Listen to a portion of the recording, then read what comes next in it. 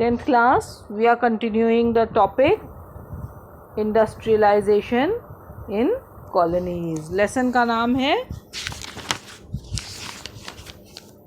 India. The lesson is the age of industrialization and we are taking the third topic industrialization in colonies. तो ये समझ लो कि India जो था वो एक ब्रिटिश कॉलोनी था.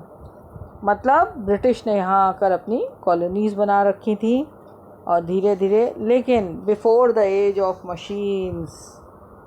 मशीन इंडस्ट्रीज़, भारत के सिल्क और कॉटन गुड्स, मतलब यहाँ की टेक्सटाइल्स इंटरनेशनल मार्केट में डोमिनेट करते थे. जो कोर्स कॉटन थे, जो मोटा कॉटन था, जो बेकार कॉटन था, वो और दूसरी कंट्रीज़ से आता था. लेकिन जो फाइन वैराइटीज़ होती थी वो इंडिया से आती थी और इंडिया से दूर देशों तक एक्सपोर्ट होती थी via land route and also via the sea root.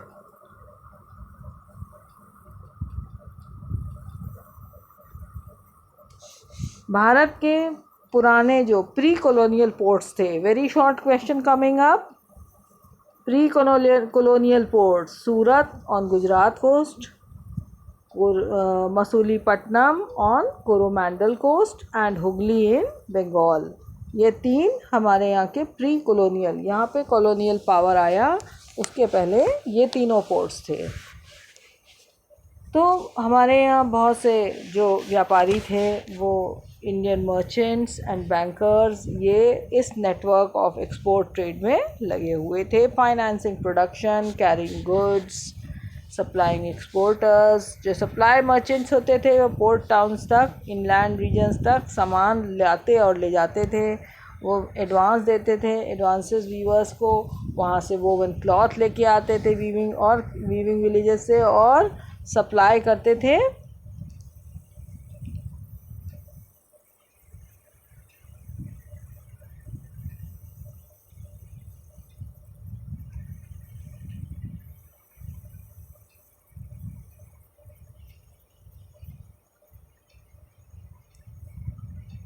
और सप्लाई कर देते थे टू द पोर्ट्स. जो बिग शिपर्स होते थे और एक्सपोर्ट मर्चेंट्स वो नेगोशिएट करते थे, मोल तोल करते थे और इसी तरह से ट्रेड चलता रहता था. लेकिन 1750 से ये जो इंडियन मर्चेंट्स के हाथ में बिज़नेस था वो धीरे धीरे ख़त्म होने लगा. क्यों? क्योंकि यहाँ यूरोपियन कंपनीज़ पावरफुल हो गई और उन्होंने सबसे पहले जो लोकल कोर्ट्स थे उनसे कंसेशन लिए, फिर उसके बाद एकाधिकार ले लिया ट्रेड का, मोनोपोली राइट्स ट्रेड की ले ली. ओल्ड पोर्ट्स और हमारे सूरत के और हुगली के ये डिक्लाइन हो गए और नए पोर्ट्स दो बन गए. अब नए पोर्ट्स नेक्स्ट पेज पर बताएंगे. एक्सपोर्ट्स जो थे अब इन पोर्ट्स पे से गिर गए बहुत. जैसे जो ₹16 मिलियन का एक्सपोर्ट होता था सूरत वाले पोर्ट से, वो अब 3 मिलियन तक गिर गया.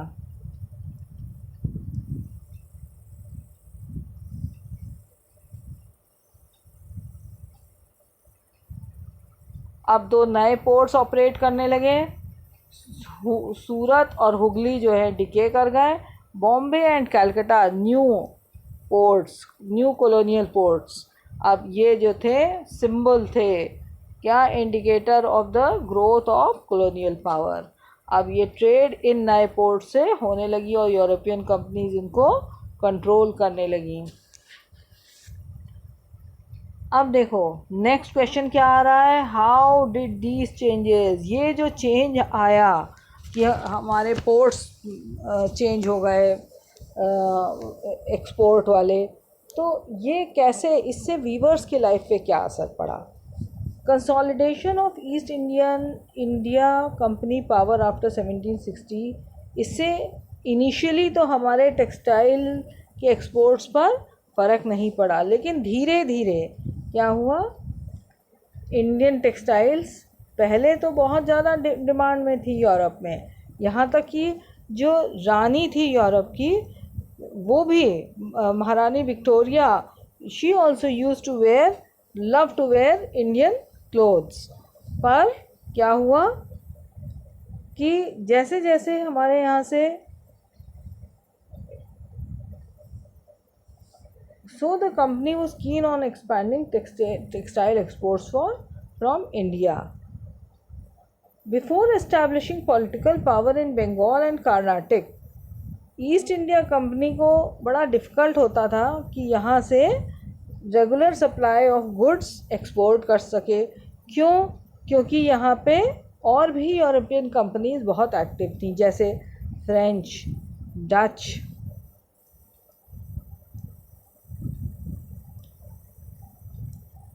पोर्चुगीज़। और इसलिए जब 2-3 लोग मार्केट में थे और वो अपना अपना क्लॉथ को एक्सपोर्ट करना चाहते थे, तो इसलिए जो लोकल ट्रेडर्स थे वो मोल तोल करते थे वीवर्स उनसे, और जो सबसे ज़्यादा दामों में ख़रीदता था उन्हीं को बेच देते थे, बेस्ट बायर को बेच देते थे। इसीलिए कंपनी ऑफिशियल्स कंटिन्यूसली कंप्लेन कर रहे थे कि यहाँ डिफ़िकल्टी है सप्लाई में और बहुत हाई प्राइसेस हैं। तो ईस्ट इंडिया कंपनी ने क्या किया कि यहाँ पे पॉलिटिकल पावर इस्टेब्लिश कर लिया और डच, पोर्चुगीज़, फ्रेंच पावर को यहाँ से उखाड़ फेंका और यहाँ पे एक डेवलप करा system of management and control. और धीरे धीरे कंपटीशन एलिमिनेट कर दिया उन्होंने, मतलब कंपटीशन ख़त्म कर दिया, कॉस्ट कंट्रोल किए, regular supplies of cotton and silk goods हो गए। ये उन्होंने कैसे किया? नंबर 1 स्टेप ये है कि company try to eliminate existing traders and brokers. जो यहाँ के लोकल के व्यापारी और ट्रेडर्स, ब्रोकर्स थे, उनको हटा दिया बिल्कुल ट्रेड से, और वहाँ पे डायरेक्ट कंट्रोल, वीवर्स तक अपना डायरेक्ट कंट्रोल। इसके लिए उन्होंने क्या किया, एक उनका पेड सर्वेंट होता था जिसको गुमाश्ता कहते थे। गुमाश्ता पे क्वेश्चन बहुत इम्पॉर्टेंट है, इस पे शॉर्ट क्वेश्चन भी आ सकता है, इस पे वेरी शॉर्ट क्वेश्चन भी आ सकता है। गुमाश्ता का काम क्या होता था? Gumashta's work was to supervise weavers, collect supplies and examine the quality of cloth। ये वेरी शॉर्ट का हो गया। नंबर 2, यहाँ पे एक क्वेश्चन बन रहा था जिसका फर्स्ट पॉइंट यहाँ पे था और नंबर 2 पॉइंट ये है, it prevented company weavers from dealing with. तो अब क्या हुआ कि डायरेक्ट कंट्रोल कैसे किया? कंपनी ने वीवर्स को अदर बायर से डील करने में डील नहीं करने दिया। वन वे कैसे उन्होंने किया कि सबसे पहले तो वो एडवांस दे देते थे, कोई भी काम करवाने के लिए एडवांस दे देते थे। जब एडवांस दे देते थे तो क्या होता था, वीवर्स को एडवांस लेके काम करना ही पड़ता था जो जिनसे वो एडवांस लेते थे।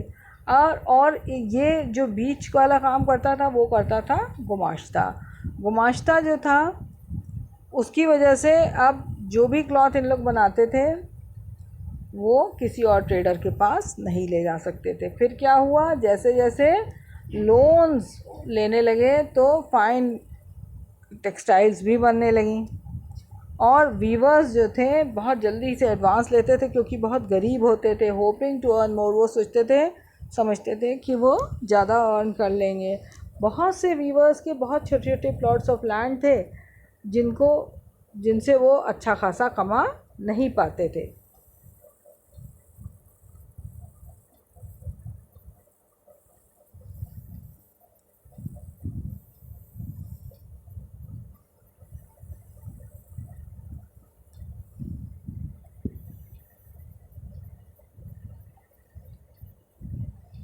तो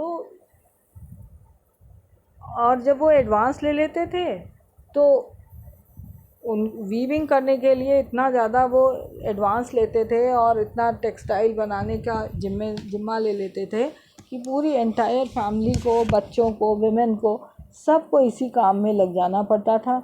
अब जो उनके छोटे प्लॉट्स होते थे लैंड के, उनको वो देख नहीं पाते थे, अब उन्होंने वो बेचने शुरू कर दिया। वो in many weaving villages there were reports, और अब गुमाश्ता प्रेशर डालते थे कि जल्दी समय पर काम दो। तो इसलिए क्या हुआ, और ये गुमाश्ता जो थे वो आउटसाइडर्स होते थे, उनके कोई भी लिंक्स, सोशल लिंक्स नहीं होते थे विलेज से। So they acted arrogantly, marched into villages with sepoys and peons, punished the weavers for delay in supply, often beating and flogging them। Weavers के पास कोई स्पेस नहीं होता था बार्गेन करने का, और ना ही वो दूसरे बायर्स को सेल कर सकते थे। इसीलिए गुमाश्ता और जो वीवर्स थे उनमें अक्सर क्या होती थी, क्लैशेस होने लगी। उसके अलावा क्या होता था, price they receive from the company was miserably low and the loans they accepted tied them to the company.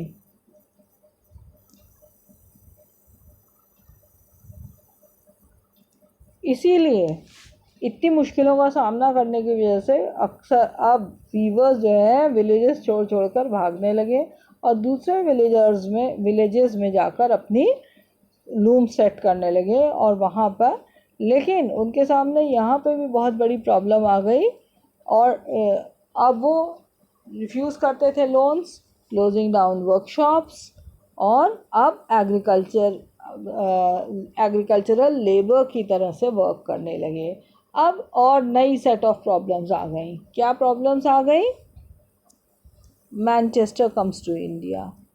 अब मैनचेस्टर क्या है? ये यूरोप में एक सिटी है जिसमें टेक्सटाइल का उत्पादन होने लगा था, टेक्सटाइल मिल्स लग गई थी।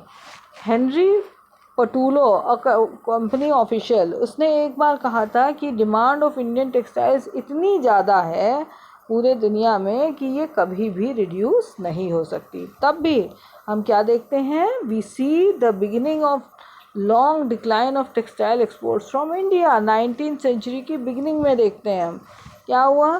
पहले तो 1812 में प्राइस गुड्स जो थे वो 33% ऑफ इंडियाज़ एक्सपोर्ट थे, लेकिन 1850-51 आते आते कितने रह गए? 3% रह गए। ये कैसे हुआ? इसका मतलब क्या था? इसका मतलब ये था कि as cotton industries developed in England, industrial groups, तो कॉटन इंडस्ट्रीज़ जो है इंग्लैंड में लगने लगी, और इसकी और जो वहाँ की गवर्नमेंट थी ब्रिटेन की, इंग्लिश गवर्नमेंट, उन्होंने इम्पोर्ट ड्यूटी लगा दी। मतलब कोई भी टेक्सटाइल जो है अब इंग्लैंड में इम्पोर्ट नहीं हो सकता था बाहर से, और अगर होता तो उसको बहुत महंगे दामों में इम्पोर्ट करना पड़ता था। इसलिए मैनचेस्टर में जो भी कपड़ा बनता था वो ब्रिटेन में आराम से without facing any competition from outside वो सेल होता था। अब at the same time industrialist ने ईस्ट इंडिया कंपनी को परसुएड किया to sell British manufacturers in Indian markets as well, कि जो ब्रिटेन में कपड़ा बन रहा है वो इंडियन मार्केट में भी बेचा जाए। Export of British cotton goods increase dramatically. अब भारत में वहाँ से तो एक्सपोर्ट शुरू हो गया, लेकिन भारत में डिक्लाइन हो गया। हमारे यहाँ का कपड़ा अब कहीं और नहीं जाता था, यहाँ से क्या जाने लगा, यहाँ से कॉटन वीवर्स इन इंडिया के सामने अब दो प्रॉब्लम आई। क्या? सबसे पहली बात, एक्सपोर्ट मार्केट कोलैप्स हो गया, लोकल मार्केट भी श्रिंक हो गया। क्यों? क्योंकि यहाँ पे मैनचेस्टर से इंपोर्ट होके कपड़ा आ रहा था। दूसरी बात क्या थी कि वो कपड़ा मशीन से बना हुआ था और लोअर कॉस्ट पे बिकता था, इंपोर्ट हो रहा था cotton good so cheap that the weavers could not easily compete with them. जो कपड़ा भारत में बनता था वो महंगा बनता था क्योंकि वो हाथ से बनता था। इसीलिए वीवर्स जो हैं अपने रीजन्स को छोड़ छोड़ के जाने लगे, दूसरे रीजन्स में जाकर बसने लगे। अब वीवर्स के सामने एक और नई प्रॉब्लम खड़ी हो गई। क्या हुआ कि वीवर्स जो थे उनके पास अच्छा सप्लाई ऑफ रॉ कॉटन नहीं था। क्यों? क्योंकि good supply of raw cotton जो है अब वो ब्रिटेन जाने लगा। जब अमेरिका में सिविल वॉर ब्रेकआउट हुआ, मतलब अमेरिका की आज़ादी वाला वॉर शुरू हुआ, तो क्या हुआ कि cotton supplies from Britain from US से जो कॉटन सप्लाईज होती थी वो बंद हो गई। तो ब्रिटेन भारत की ओर घूमा कि हमको रॉ कॉटन दो। Raw cotton exports from India increased, price of raw cotton shot up. इसीलिए रॉ कॉटन की प्राइस बहुत तेज़ी से बढ़ गई। अब जो हमारे वीवर्स थे, जो हमारे बुनकर थे, इनके पास कोई कॉटन नहीं बचा। और उनको रॉ कॉटन महंगे दामों पर लेना पड़ता था और वो भी अच्छा कॉटन उनको नहीं मिल पाता था। By the end of 19th century, weavers and other craft people face yet another problem. क्या प्रॉब्लम? बहुत बड़ी प्रॉब्लम आ गई। भारत में भी फैक्ट्रीज खुलने लगी। Factories in India began production, flooding the market with machine goods. अब वीविंग इंडस्ट्रीज कैसे सर्वाइव करी? Factories come up. भारत में पहला कॉटन मिल बॉम्बे में बना 1854 में। उसके बाद 1862 तक 4 मिल्स और बन गए, जहाँ 94,000 स्पिंडर्स, 2,150 लूम्स स्टार्ट हो गए। उसके बाद जूट मिल्स भी स्टार्ट हो गए। सबसे पहला 1855 में सेटअप हुआ बंगाल में। कानपुर में भी एल्गिन मिल स्टार्ट हो गया। कानपुर की मिल का नाम था एल्गिन मिल 1860 में। और मद्रास में भी प्रोडक्शन स्टार्ट हो गया। फर्स्ट कॉटन मिल जो थी अहमदाबाद में सेटअप हुई। These are all very short questions. Early entrepreneurs मतलब जो बड़े बड़े बिजनेसमैन थे, जो इंडस्ट्रियलिस्ट थे, वो कैसे, कौन कौन से थे? तो यहाँ हमारे इसकी हिस्ट्री बहुत पुरानी है कि बहुत बड़े बड़े बिजनेस ग्रुप्स जो थे, बहुत पहले समय से चाइना से ट्रेड होता था। चाइना, ब्रिटिश थे इंडिया में आ चुके थे उस समय। ओपियम एक्सपोर्ट होता था चाइना को। ओपियम मतलब अफीम।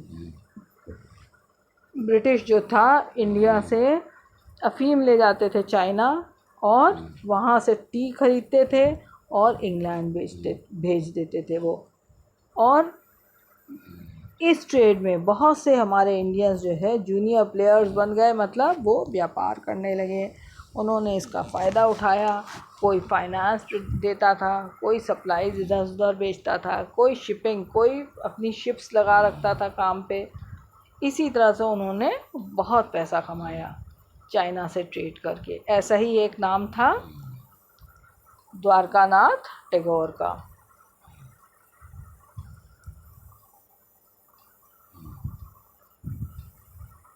जिन्होंने अपनी किस्मत चमका ली और उन्होंने 6 जॉइंट स्टॉक कंपनीज भारत में खोल ली, उनका बिजनेस ऊपर नीचे होता रहा, लेकिन अंत में वो सक्सेसफुल हो गए। बॉम्बे में Parsis like Dinshaw Petit and Jamshedji Narsingh Tata built huge industrial empires, और बहुत उन्होंने पैसा कमाया। फिर सेठ हुकुमचंद, मारवाड़ी बिजनेसमैन, उन्होंने सबसे पहली इंडियन जूट मिल कलकत्ता में खोली 1970। वो भी चाइना से ट्रेड करते थे। उसके बाद जीटी बिरला के father as well as grandfather, ये भी बहुत बड़े बड़े उस समय के एंटरप्रेन्योर्स थे। जो कैपिटल इन्होंने ट्रेड से, कैपिटल वॉज एक्यूमुलेटेड, कैपिटल कैसे कमाया गया, कैसे इकट्ठा किया गया? ट्रेड नेटवर्क से। Some of the merchants from Madras traded with Burma, और उनके लिंक्स मिडिल ईस्ट और ईस्ट अफ्रीका से भी थे। बहुत से कॉमर्शियल ग्रुप्स जो थे जो एक्सटर्नल ट्रेड में इन्वॉल्व थे। दे operated with in India carrying goods. वो भारत में ही बहुत से बिजनेस ग्रुप्स बिजनेस कर रहे थे, जो यहाँ से एक जगह से दूसरी जगह सामान ले जाते थे। Banking money, transferring funds between cities and financing traders.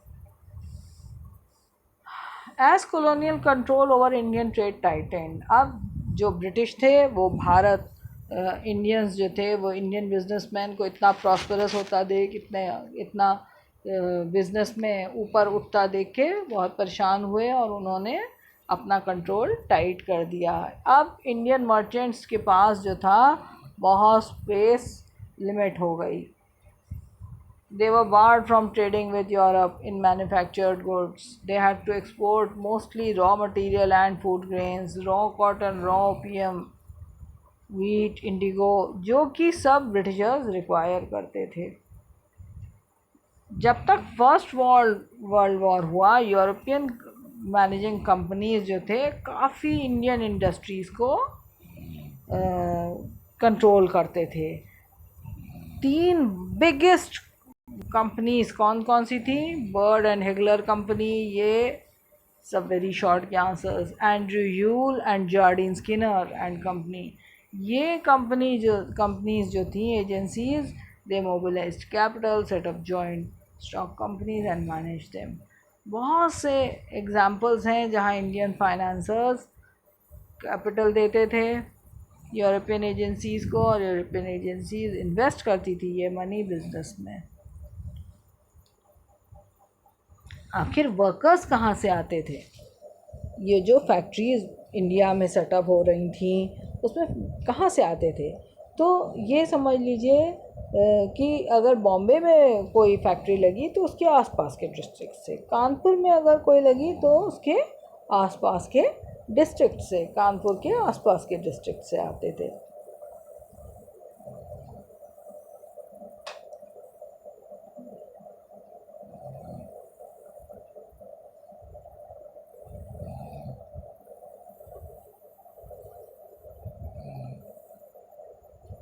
लेकिन जो यूनाइटेड प्रोविंसेस, जो उत्तर प्रदेश वाला एरिया था, उत्तर प्रदेश पंजाब ये वाला एरिया था, ये जाते थे बॉम्बे और जूट मिल्स ऑफ कलकत्ता में काम करने के लिए। जॉब मिलना बड़ा मुश्किल था फैक्ट्रीज़ में। ये किस पे डिपेंड करता था? जॉबर पे डिपेंड करता था। इसमें आपके पास एक हमने क्वेश्चन भी लिखवाया है कि जॉबर जो था वो एक ओल्ड और ट्रस्टेड वर्कर होता था, और ये सोशल लिंक्स के हिसाब से, अगर आप किसी को जानते हो, आपके ही गांव का है जॉबर, तो आपको जॉब मिलना फैक्ट्री में आसान हो जाता था। तो ये जॉबर पे है पूरा paragraph. Jobber therefore became a person with some authority, वो अक्सर गिफ्ट्स लेता था, मनी लेता था, फेवर्स लेता था वर्कर्स को जॉब दिलाने के लिए। तो जॉबर का मेन काम था कि गांव से आए हुए लोगों को जॉब दिलाना फैक्ट्रीज़ में।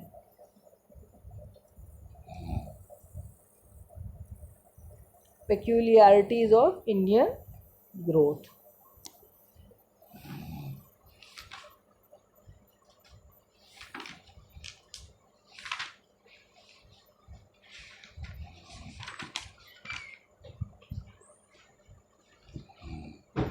European managing agencies which dominated the industrial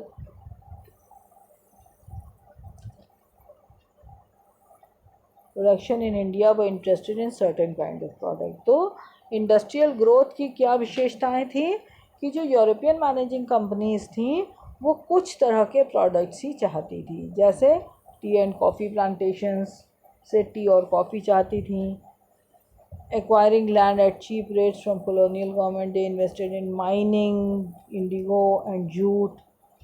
वो ये सभी चीज़ किस लिए? वो एक्सपोर्ट ट्रेड के लिए, भारत में सेल नहीं होती थी इन चीज़ों की। When Indian businessman began setting industries in the late in 19th century, तो वो मैनचेस्टर गुड्स से अवॉइड करते थे कि कंपटीशन से।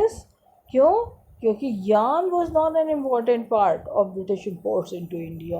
Early cotton mills in India produced code, क्योंकि हमारे यहाँ अच्छा यार्न नहीं आता था, इसलिए हमारे यहाँ जो फैब्रिक बनता था हमारे मिल्स में वो बहुत ही अच्छी फाइन क्वालिटी का नहीं होता था। When yarn was imported it was only of superior quality. The yarn produced in Indian spinning mills was used by handloom viewers in India और एक्सपोर्टेड टू चाइना। तो भारत में जो यार्न बनता था वो थोड़ा रफ़ क्वालिटी का होता था, इसलिए वो हमारे वीवर्स यूज़ करते थे और चाइना एक्सपोर्ट होता था। By first decade of the 20th century, series of changes affected, तब ऐसे चेंजेस आए, ऐसी कुछ परिस्थितियाँ बनी जिससे पैटर्न ऑफ इंडस्ट्रियलाइजेशन चेंज हो गया। क्या हुआ चेंज? स्वदेशी मूवमेंट चल पड़ा भारत में। अंग्रेज़ों को भारत से भगाने वाला मूवमेंट चल पड़ा। तो स्वदेशी, तो नेशनलिस्ट मोबाइज पीपल, तो नेशनलिस्ट ने लोगों से कहा कि स्वदेशी अपनाओ, घर का बना हुआ कपड़ा पहनो। इससे क्या हुआ? Industrial groups organise themselves to protect collective interest, pressurising government to increase tariff protection and grant other concessions. उसके बाद क्या हुआ? Export of Indian yarn to China decline, यहाँ से चाइना जाने वाले यार्न में डिक्लाइन हो गया। क्यों? क्योंकि जापान से भी चाइना के मार्केट में यार्न आने लगा। इसलिए अब इंडस्ट्रियलिस्ट ने यार्न को बाहर देश भेजने से बेटर क्या समझा कि अपनी फैक्ट्रीज़ में क्लॉथ का प्रोडक्शन करो और उसको बेचो।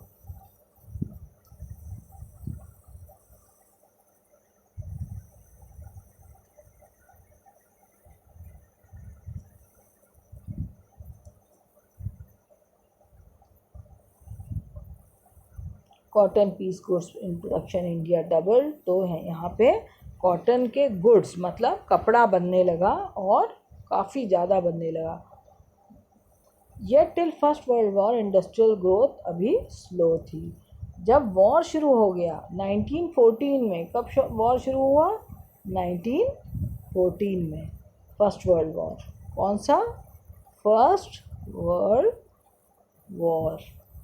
फर्स्ट वर्ल्ड वॉर शुरू हुआ 1914 में। तब एक नई सिचुएशन क्रिएट हो गई। क्या सिचुएशन हुई? ब्रिटिश जो थे अब लड़ाई में बिज़ी हो गए।